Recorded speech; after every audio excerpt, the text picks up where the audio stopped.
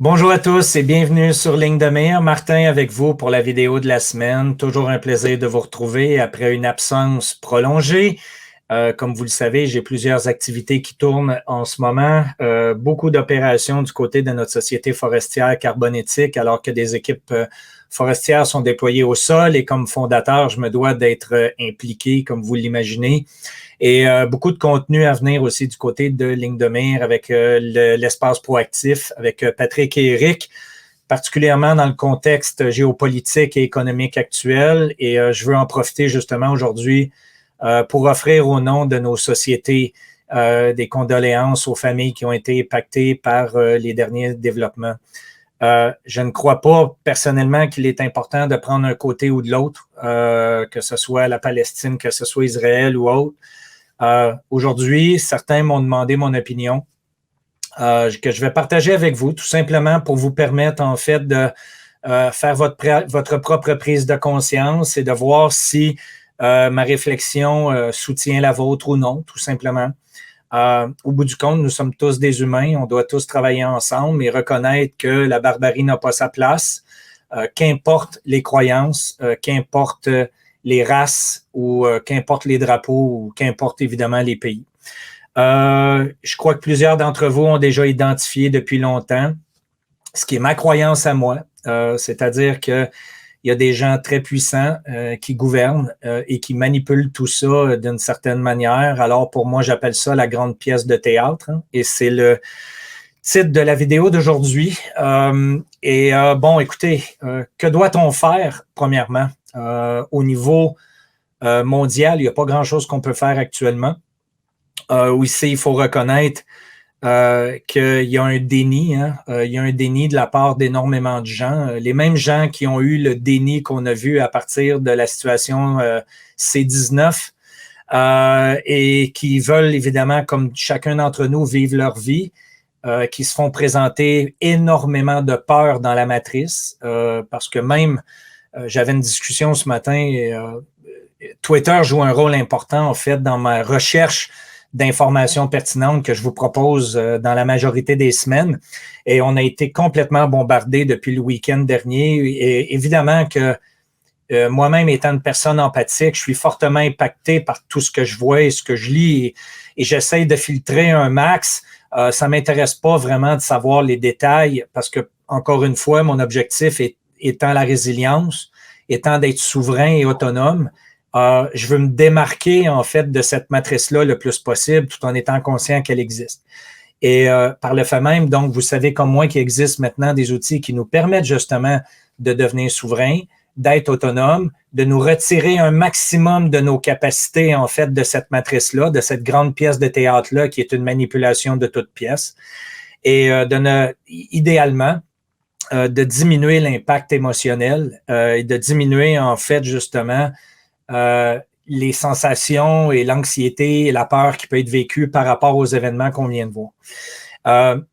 Tristement, les gens qui gouvernent ont besoin de contrôle et vont continuer de pousser davantage dans la direction. Maintenant, je me souviens aussi d'un mot important de la part de Julian Assange que tout le monde connaît. Le but de la guerre, c'est d'avoir une guerre qui est perpétuelle et non d'une guerre gagnante. Donc, il y a des événements où il faut comprendre que tout ce que nous sommes en train de vivre aujourd'hui, pour moi, vont continuer dans le temps depuis qu'on a vu, évidemment, les événements qui ont eu lieu à New York il y a plusieurs années en arrière. Et je dois faire attention aux mots que j'utilise, vous le savez bien, pour les algorithmes là, des différents réseaux sociaux qu'on utilise. Mais à partir de là, vous comprenez bien que il y a des gens mal intentionnés où il y a vraiment une guerre spirituelle entre le bien et le mal. Il y a beaucoup de divisions qui ont eu lieu à partir de ces 19 où on voit clairement les différents agendas, que ce soit, comme je l'ai déjà mentionné, les différentes races qui doivent s'attaquer entre eux et autres, les différentes cultures, les différentes croyances. Il y a des groupes barbares qui ont été mis en place par la CIA et par d'autres agences internationales là, qui sont sous le règne justement des gens de pouvoir qui sont utilisés pour manipuler justement les informations et comprendre qu'il y a une propagande qui est mise devant les yeux de la majorité aujourd'hui pour que les gens prennent un côté ou de l'autre et qu'il y ait une division et qu'il y ait de la peur. Donc, encore une fois, mon objectif ici est de vous rappeler que l'important, c'est de ne pas embarquer dans ces histoires-là. Je continue de prioriser ce qu'on appelle notre préparation, qu'elle ne soit pas purement tactique, mais que ce soit une préparation aussi émotionnelle, de préparer évidemment votre résilience, de continuer de vous protéger avec des réserves d'eau, des réserves de nourriture, de l'essence, du diesel, si vous avez la capacité de le faire. Et de là où on va regarder vraiment dans un sens plus large ce qu'on risque de voir au niveau du marché boursier et des mouvements à venir. Je pense que ça devient évident pour la majorité d'entre vous qu'on est dans une période où l'effondrement est imminent. Et on est en train de le voir se mettre en place du côté des marchés boursiers qui, encore une fois, à défaut de me répéter, sont clairement manipulés de toutes pièces. Il y a des fondamentaux qui demeurent et c'est ces fondamentaux-là que je veux exploiter, en fait, pour notre bénéfice financier, pécunier. Parce qu'au bout du compte, qu'on aime ou qu'on n'aime pas, d'être confortable financièrement demeure un outil très stratégique, justement, qui nous permet par la suite de bien vivre, de survivre, de faire des échanges commerciaux lorsque c'est nécessaire. Et vous le savez que j'ai valorisé les matières précieuses et Bitcoin particulièrement depuis plusieurs années. Donc, je maintiens ma ligne de conduite à ce niveau-là, qu'importe le prix papier et l'évolution des contrats futurs que l'on voit dans les différents marchés. D'ailleurs, on va en parler dans quelques instants. Donc, il y a des fondamentaux aussi qui sont relativement simples. Je crois que si vous faites le lien par rapport aux BRICS et la situation des pays de l'OTAN, ce qu'on peut appeler les pays de l'Ouest, donc l'Europe, les pays du Commonwealth, les alliés naturels, en fait, des Américains, eh bien, c'est l'effondrement de l'Empire américain tel qu'on le connaît. Et vous voyez que de l'autre côté, ben, les pays qui sont attaqués actuellement par les pays de l'Ouest, eh bien, sont les pays qui ne sont pas contrôlés par des banques centrales, contrôlés par l'Ouest. Donc, vous avez l'Iran, vous avez la Chine, vous avez la Russie et d'autres. Et on est en train de voir une guerre qui s'installe justement entre les deux différents groupes. Et en arrière de ça, bien contrôlé par des gens qui perdent le pouvoir. Donc, évidemment, qui vont nous balancer dans la gueule tout ce qu'ils peuvent. Et je crois qu'on est loin encore d'avoir vu le pire de ce qui est à venir. Et mon objectif, je vous le rappelle, ce n'est pas de créer de la peur aujourd'hui, au contraire, c'est de juste être honnête avec vous et de s'attendre à ce qu'il y ait justement une guerre perpétuelle qui va s'accélérer. Tristement, nous avons mis, et je veux vraiment mettre l'emphase sur les termes aujourd'hui, de vous dire, nous avons laissé des médiocres prendre le pouvoir de par notre ignorance collective.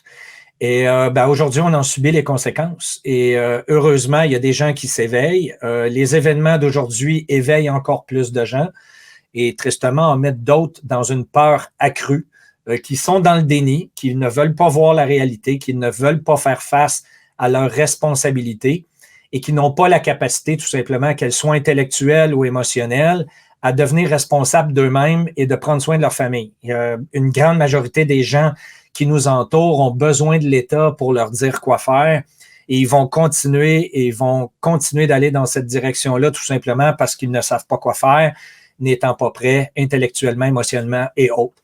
Donc, je pense que ça a été bien déterminé. Maintenant, au niveau économique maintenant, ce qui est important de reconnaître, aujourd'hui, les nouvelles qui ont été partagées du côté américain, c'est que l'inflation a augmenté au mois de septembre, ce qui n'était pas attendu par le marché.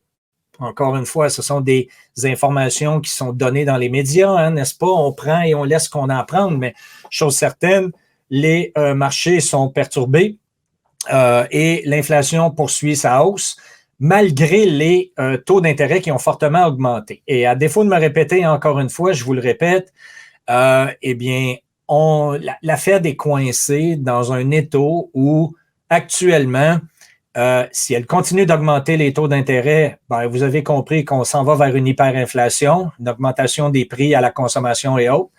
Et de l'autre côté, si on n'augmente pas les taux et qu'on restimule les marchés financiers, ben, on va avoir une autre problématique importante. Et c'est ce que je veux regarder avec vous. Et quel va être l'impact? Ce que nous sommes en train de voir, quels vont être les gagnants aussi. Je ne peux pas tous les énumérer aujourd'hui, mais par contre, vous dire, comme je l'avais mentionné pour tous ceux qui nous suivent depuis longtemps, où le dollar américain continue de s'apprécier actuellement dans les marchés internationaux. Pourquoi? Parce que c'est la dernière devise à tomber. Il faut comprendre que plusieurs pays à travers le monde ont des problématiques au niveau de leur devise fiduciaire. Ils ont fait énormément de prises de position, que ce soit dans le dollar US, pour essayer de préparer et d'empêcher l'effondrement de leur devise à eux. Et la devise économique numéro 1 est encore le dollar américain aujourd'hui. Et de l'autre côté, donc, vous avez beaucoup de pays aussi qui ont acheté des obligations, des bons du Trésor américain, donc de la dette américaine. Et que vu que les obligations actuellement se font complètement défoncer, ce que je vais vous montrer, eh bien, perdent énormément de valeur actuellement, eh bien, doivent se libérer à perte des obligations qu'ils ont achetées dans le passé. Et par le fait même, donc, qu'est-ce qui se produit? C'est qu'ils doivent acheter plus de dollars américains pour pouvoir empêcher leur devise fiduciaire de tomber.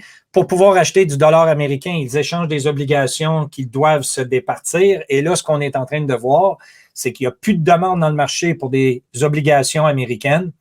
Et ce qui pousse le dollar à la hausse. Et là, ben, vous tombez dans une roue perpétuelle, encore une fois, de problématique. Donc, c'était évident. Le dollar américain qui continue sa hausse actuellement contre des devises partout à travers le monde, incluant des devises d'importance telles que l'euro, le yen japonais. Et on est en train de voir justement ce mouvement-là que je vais vous montrer. Donc, les nouvelles sont négatives. L'inflation a continué d'augmenter malgré les hausses importantes de taux d'intérêt qui ont été mises drastiquement et même très rapidement lorsqu'on parle de terme. Et ben là, ça a pris tout le monde par surprise, sauf chacun d'entre nous, n'est-ce pas? Et donc, c'est le phénomène actuel à surveiller. On l'a déjà dit, on le répète, la bulle obligataire est en train d'imploser et c'est la dernière des bulles avant qu'il y ait une transformation et qu'il y ait évidemment un grand changement au niveau économique et c'est là qu'on est en train de le vivre. Donc, il y a eu un impact négatif actuel comme on constate sur les marchés américains. Je n'ai pas fait de vérification sur les autres marchés, mais il y a un impact négatif américain. Il y a une augmentation de la volatilité. Donc, le VIX, l'index de la peur, en fait, si vous voulez, d'une certaine manière, dans le marché américain, qui augmente de 11,62% aujourd'hui. C'est pas une surprise. On a le dollar index qui continue d'augmenter. Donc, le dollar américain versus les autres devises qui font partie du panier de l'index. Et de l'autre côté, donc, vous avez une augmentation des taux sur les obligations. Donc, je vous rappelle que si les taux augmentent, les taux d'intérêt sur les obligations augmentent, c'est parce que la demande sur les obligations diminue. Moins il y a de gens qui en veulent, plus le taux d'intérêt doit augmenter pour qu'on intéresse les spéculateurs à prendre le risque d'un défaut de paiement potentiel sur la dette américaine qui explose, comme vous le savez.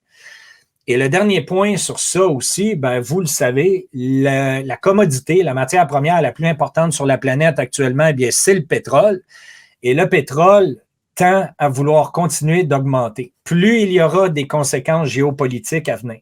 Parce que là, vous avez vu qu'il y a le monde arabe qui est en train de réagir versus le monde de l'Ouest.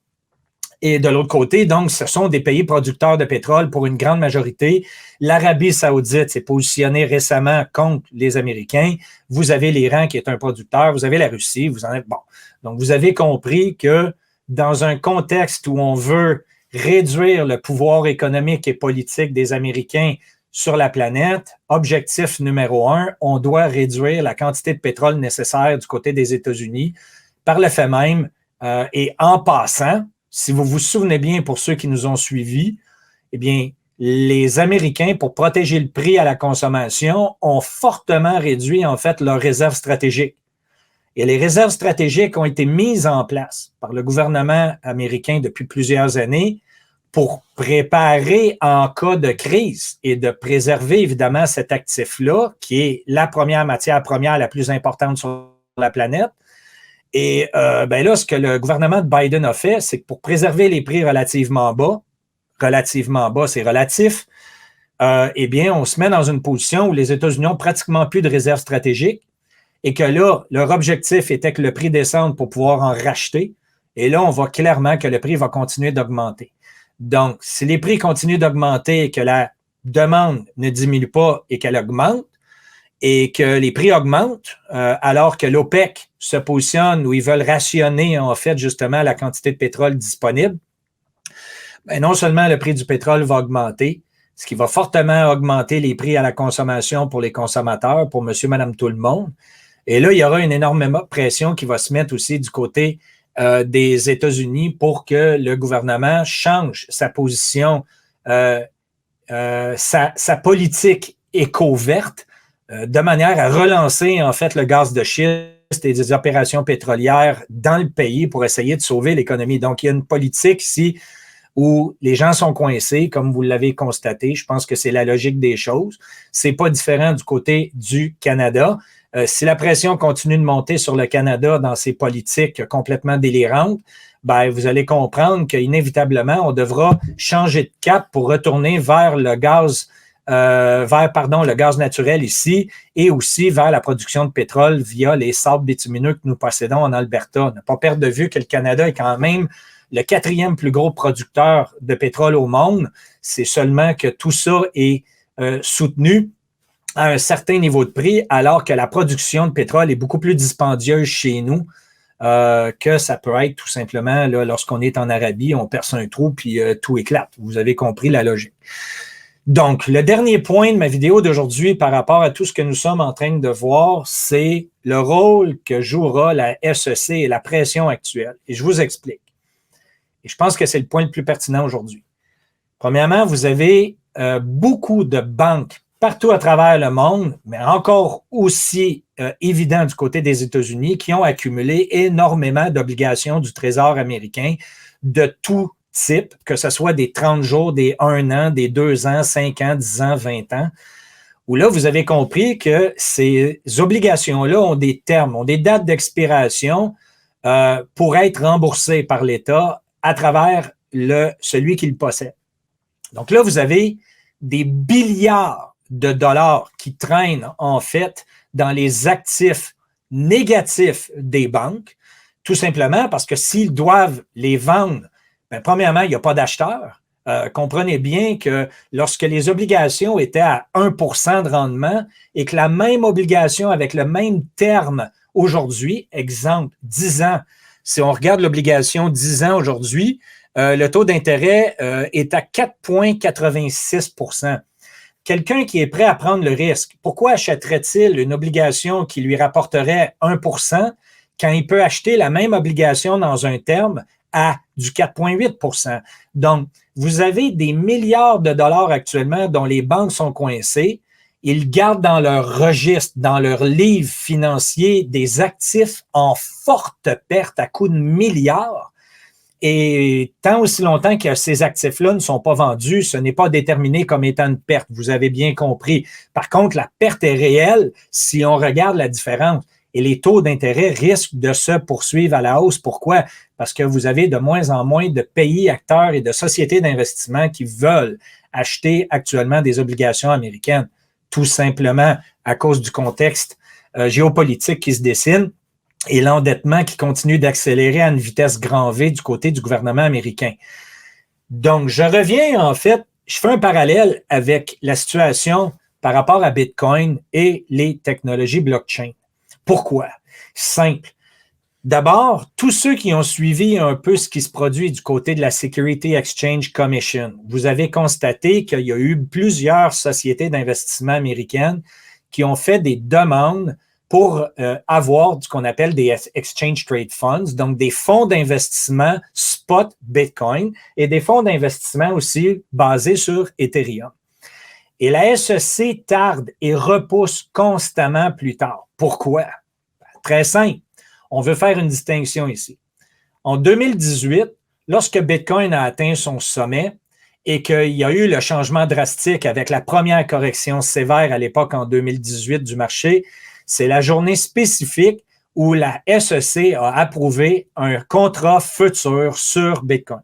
Un contrat futur spécule tout simplement, permet aux sociétés, aux spéculateurs de spéculer sur la valeur future d'un actif. Elle n'oblige pas le détenteur, en fait, à se qualifier, si vous voulez, pour détenir l'actif en banque. Donc, c'est ce que la SEC tarde et cherche à démontrer. Et là, vous avez eu la Cour suprême des États-Unis, parce que Grayscale, une des sociétés d'investissement américaines, est allée en cours contre la SEC en disant, regardez bien, là, la SEC nous donne des arguments qui ne tiennent pas la route pour nous empêcher, en fait, d'avoir accès et d'approuver un spot Bitcoin. Et la raison principale pourquoi la SEC s'entête, c'est simple. C'est que dans le cadre d'une technologie comme blockchain, vous le savez, le registre des données est transparent et intègre. Donc, si la SEC approuve un ETF spot, donc au prix spot Bitcoin pour ces sociétés institutionnelles-là, bien, vous comprenez qu'ils doivent posséder l'actif en main parce que là, vous avez des investisseurs qui vont dire « Donnez-nous en fait accès à votre clé publique pour qu'on soit en mesure de valider que vous avez bien les Bitcoins en main. » Jusqu'à maintenant, tout ce que nous voyons comme produits dérivés dans le marché est audité par des tiers parties de confiance qui couchent évidemment avec les différentes entités gouvernementales et financières. Et par le fait même, donc, qu'est-ce qui se produit? Ben, c'est que vous n'avez pas une confiance au-delà d'une firme comptable qui fait une audition pour valider, en fait, que l'actif est présent ou non. J'espère que je me fais bien comprendre. D'où là où j'ai la croyance ferme que pour apaiser le jeu, parce que là, les banques sont coincées, dans des pertes astronomiques dans le marché immobilier, résidentiel, commercial, locatif, partout où ils ont fait des prêts automobiles et autres. Donc, ils subissent des pertes importantes aujourd'hui, en plus de tous les produits dérivés qu'ils ont accumulés qui sont en train de perdre de la valeur aussi dans le marché. Donc, les banques cherchent des sources de revenus. Donc, imaginez la pression qui doit être si forte du côté de la SEC parce que les banques doivent mettre une pression énorme sur l'équipe de Gary Gensler pour approuver un produit blockchain qui va permettre aux institutionnels américains accrédités de promouvoir ce nouveau actif-là, ces nouveaux actifs-là, vers leurs investisseurs potentiels pour essayer de générer des revenus alors qu'ils sont en train de générer des pertes astronomiques. J'espère que je me fais bien comprendre. Et de là où je m'attends, et c'est mon opinion personnelle purement, ce n'est pas un conseil financier, vous le savez, je n'en donne pas, c'est tout simplement une opinion.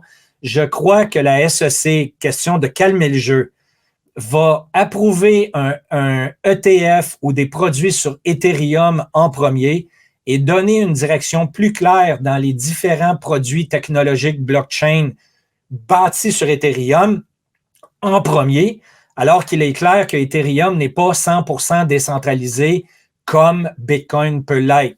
Et l'objectif de la SEC et des différentes entités gouvernementales, c'est de garder le contrôle, vous l'avez compris. Donc, il est beaucoup plus simple, en fait, de garder le contrôle dans un outil tel que Ethereum que de garder le contrôle dans un outil qui doit et qui oblige une transparence et une intégrité dans le cas de Bitcoin. Donc, on peut s'attendre inévitablement, en ce qui me concerne, à voir, pour calmer le jeu, un ETF Ethereum qui va apparaître en premier et ensuite, lorsque la pression augmentera, il y aura un ETF spot qui sera offert. Donc, j'espère que vous avez suivi ma logique là, pour tous ceux qui comprennent les cryptos et qui sont exposés à ce type de marché-là. Donc, c'était le contenu que je voulais vous offrir aujourd'hui. Vous rappelez, d'ailleurs, j'aurais dû le faire au début de la vidéo. Je l'ai oublié, je m'en excuse. Vous le savez, il y a une censure qui s'installe de plus en plus. Je vous invite à nous suivre sur nos différentes plateformes, au-delà des plateformes principales. C'est ce qui est en train de bouger le plus. Lorsqu'on parle des grands influenceurs, ils sont tous en train de changer de position. Je pense que vous le savez. Allez dans le descriptif de la vidéo d'aujourd'hui. Si vous êtes sur YouTube, vous allez pouvoir cliquer pour aller voir la vidéo. Même chose de la part de nos réseaux sociaux tels que Telegram et autres. Allez cliquer, ça vous amènera directement sur une plateforme où nous avons le droit de discuter davantage. Et au-delà de tout ça aussi, inscrivez-vous directement à notre infolette sur notre site web via matter21.com. De là, vous allez vous assurer que qu'importe ce qui se produit dans les réseaux sociaux, vous serez toujours en contact avec nous pour avoir accès au contenu et de là, évidemment, assurer que nous allons rester en communication ensemble à travers le temps. Je vous remercie encore une fois de votre écoute active. Bon courage à tous. On garde le cap. On sait très bien que c'est une pièce de théâtre. On se retire de ça. On continue d'avancer ensemble. On est positif. Passez un bon week-end à tous.